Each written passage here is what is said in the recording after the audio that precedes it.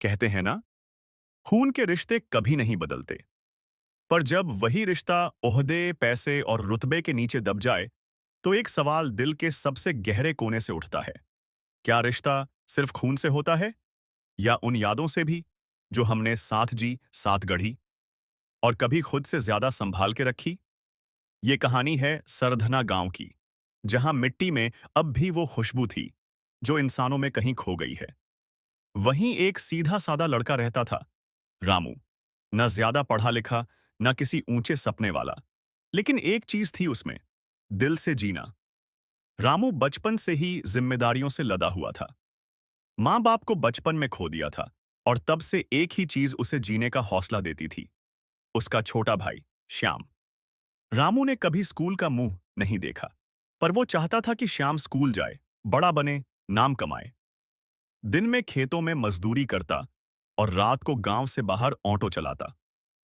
खुद कभी 2 वक्त की रोटी नहीं खाता, पर श्याम के लिए किताबें, जूते और यूनिफॉर्म जरूर लाता। एक दिन श्याम ने कहा, भैया, ये किताबें बहुत महंगी हैं।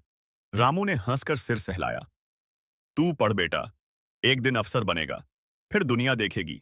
रामू अनपढ़ था, पर उसका भाई अफसर बना। श्याम पढ़ाई में होशियार था, गांव के स्कूल से टॉप किया। रामू ने खेत तक बेच डाले और उसे शहर भेजा आईएएस की तैयारी के लिए। किराया, खाना, कोचिंग की फीस रामू ने सब अकेले संभाला।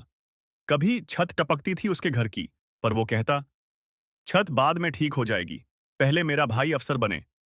3 साल बीते, और एक दिन रामू के हाथ में वो अखबार आया जिसकी हर पंक्ति उसके आंसुओं से भीग गई।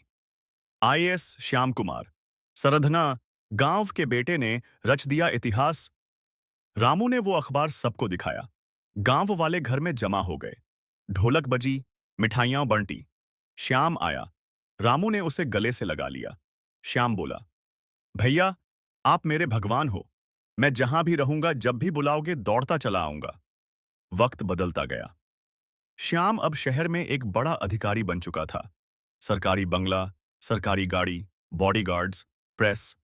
रामू अब भी उसी गांव में था। अपने पुराने कपड़े, पुरानी चप्पलें, लेकिन एक नई मुस्कान, क्योंकि उसका भाई अब बड़ा आदमी था। अखबार में जब भी श्याम की फोटो छपती, रामू सीने पर हाथ रखकर कहता, देखो, ये मेरा श्याम है, मेरा सपना। फिर एक दिन सरधना गांव में सरकारी टीम आई। कहा गया, यहां पर नया सरकारी प्रोजेक्ट बनेगा, जमीन अधिग्रहित की जाएगी। गांव में विरोध हुआ। रामू भी गया, अपने खेत को बचाने। और जब उस सरकारी टीम के लीड अधिकारी को देखा, तो उसकी आंखें चमक उठीं।